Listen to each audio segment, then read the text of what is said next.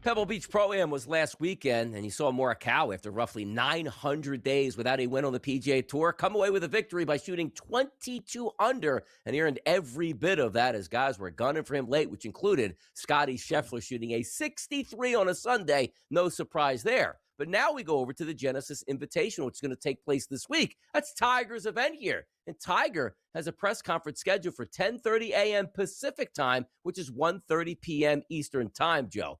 I'm going to ask you first once again, what is Tiger Woods going to tell you today? Because somebody actually had a retweet or a response there. That's quite funny, Joe. I want your response first. Well, I'm one can only assume, since this is his tournament, right? The Genesis Invitational here at Riviera. This is usually the spot where, all right, Tiger, how many events are you playing? Has the back, has the knee, has the leg? It's usually an update on Tiger's schedule for the year. And obviously, I think the only thing anybody ever cares about is, will he play at Augusta this year? And I think that's, for him to have this kind of announcement and setup, something tells me that it's going to be a positive for him to be in Augusta here next month. I got to tell you, this is a pretty good one here. So underneath it, this guy Jim responds back, quote, "The back is coming along fine.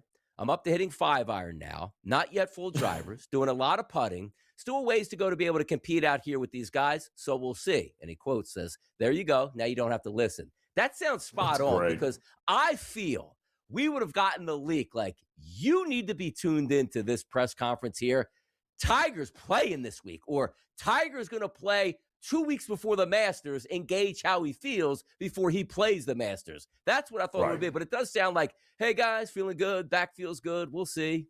That's what it feels like. And that's pretty much it, right? Yeah. I mean, it's either going to be kick the can down the road where I'm trending in the right direction, but, you know, I'll know more next week, or something along those lines here. But listen, if he plays at Augusta, the ratings will be through the roof. You know what I mean? He certainly, the broadcast will show nothing but Tiger Woods at 9 over par. So yeah, it's par for the course with him.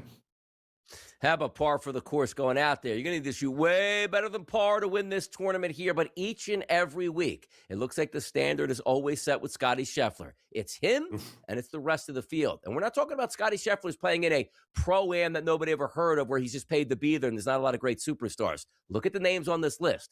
McIlroy, Schauffele, Fleetwood, Matsuyama, Cantley. Legitimate offers.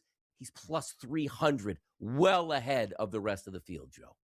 Isn't it hysterical? I mean, I believe Aberg won this last year, the Genesis. But yeah, this is the last of the West Coast, swing. Then the next tournament, Donnie, will be here in my neck of the woods. That begins the Florida swing, where they'll be here in Palm Beach, then the Arnold Palmer, and so on and so forth. So this is this final one out west. And it would not shock me if Scottie actually, as long as he doesn't shoot 70 plus on the first day, he's likely winning a tournament. The Florida swing coming up shortly here, but still on the West Coast, as Joe says here. And the funny part about this, too, is, like, you look at the top 5 odds, and it almost doesn't, like, even if Scheffler's like 10 shots back for some reason on Sunday, it feels like he just does start, like, I'm going to shoot a 62 and climb right back up and put pressure on the leaders here. Like, Scheffler, top 5 odds, which, you know how hard it is to just finish in top 5s here. He's minus 170. Like, you don't even get plus money on a top 5, which shows how incredible, where the expectations are, oh, Scheffler's in first place heading into Sunday. Yeah, all good with that. And he's also the king of, Joe, I'm going to start slow. You think I'm out of it. And before you can blink on moving day, I'm back in the lead. Yeah. Well, I mean, that was just unbelievable. I mean, he was 75-1 heading into Sunday. At Pebble Beach, 75-1. I mean, he's back-to-back tournaments in which he started off his worst rounds in years on Thursday, only to come back and finish top 3, top 5 in both tournaments. Unbelievable. But good luck, because if he actually shoots a pretty good under par number here at the Genesis on Thursday, you're not catching him on Sunday. look, Scheffler shot 63 on Sunday. Like, yeah, that course was made for birdies here. Did you watch the competition that they were playing under at that point? Yes. The flag was blowing sideways like it was going to bend on 18. Yep. And there was even a guy putting who had to take a delay because when he put his ball down, the ball was moving. He's like, yeah, no problem. 63 in those conditions, put pressure on there, and almost forced a playoff, which is how incredible that was. But if we do take a look at some of those markets that we actually like, top 10, Scheffler minus 475, McIlroy minus 115. That's all fine and good, Joe. But the markets where it's without Scheffler, like remove the best golfer on the planet from the equation. Now let's get down to business. Rory McIlroy is actually the favorite at 10-1. Schauffele at 16-1, along with Tommy Fleetwood, who had a pretty good appearance there out there at Pebble as well.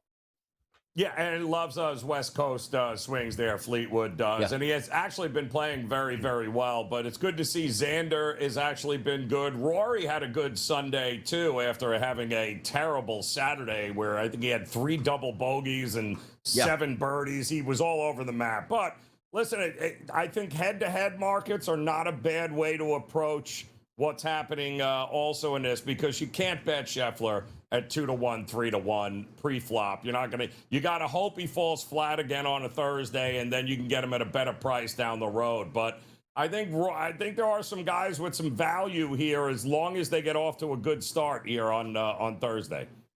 By the way, again, that sweep coming back to the East Coast here, February 26th, the Cognizant Classic in the Palm Beaches, Joe, from Palm Beach Gardens, followed by the Arnie. They always have that there in Orlando, the Puerto Rican Open, and then March 12th to March 15th, the Players Championship at Sawgrass, followed by the Valspar, the Texas Children's Open, the Valero, and we know it's always after the Valero, Joe, April 9th to 12th, the Masters Tournament. Previous winner, Rory McIlroy. We're not too far away, Joe.